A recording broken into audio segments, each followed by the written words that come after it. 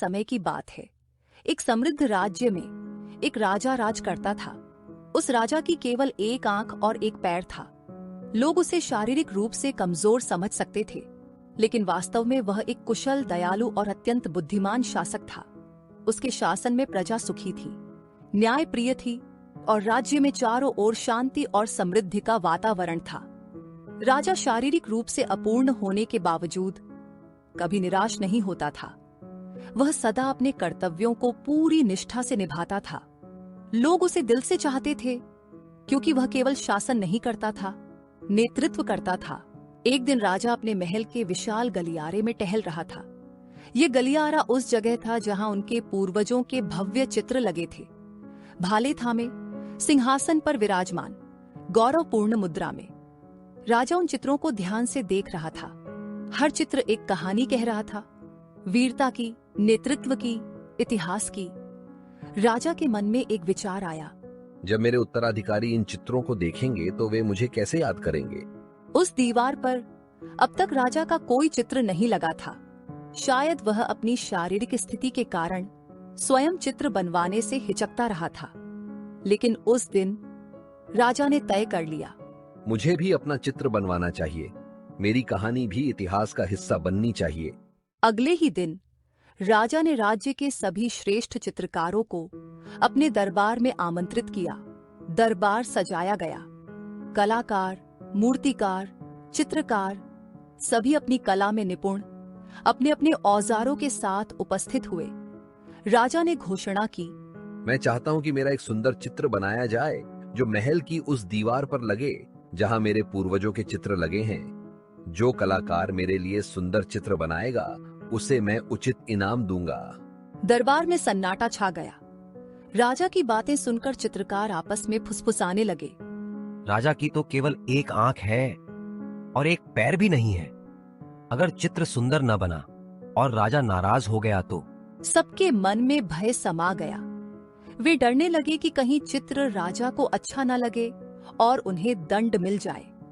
इसलिए एक एक करके सब चित्रकार बहाने बनाकर वहां से निकल गए।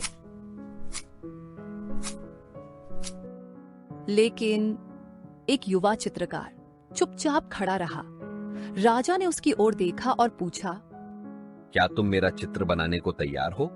युवक ने सम्मान पूर्वक सिर झुकाते हुए उत्तर दिया, हाँ महाराज, मैं आपके लिए सुंदर चित्र बनाऊंगा। राजा उसकी आत्मविश्वास भरी आंखों को देखकर मुस्कुराया और उसे अनुमति दे दी। अगले ही दिन से वह चित्रकार काम में जुट गया। उसने सबसे पहले राजा का निरीक्षण किया। उसने न केवल राजा की आकृति को, बल्कि उनके व्यक्तित्व, भाव, गरिमा और उनके आत्मबल को भी समझने की कोशिश की। वह चाहता था कि उसका चित्र राजा की कमी नहीं, उनकी कहानी कहे। दिन बीते। कई बार चित्रकार अकेले बैठकर सोचता, फिर रेखाएं खींचता, फिर मिटाता। वह कुछ अलग बनाना चाहता था, कुछ ऐसा जो राजा की अक्षमता नहीं, बल्कि विशिष्टता को दर्शाए। कुछ दिनों बाद चित्र बनकर तैयार हुआ। राजा ने महल के भव्य दरबार में चित्र के अनावरण की घोषणा की। उस दिन वे सभी चित्रकार भी आए थे, जो उस दिन बहाने बनाकर चले गए थे।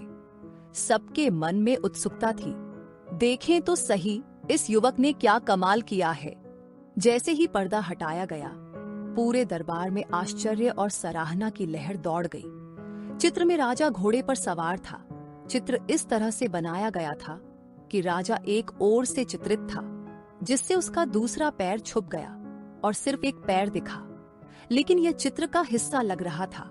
घोड़े की चाल में राजा के हाथ में धनुष था और वह निशाना साध रहा था, जिससे एक आंख स्वाभाविक रूप से बंद थी। कोई यह कह ही नहीं सकता था कि राजा की एक आंख नहीं है।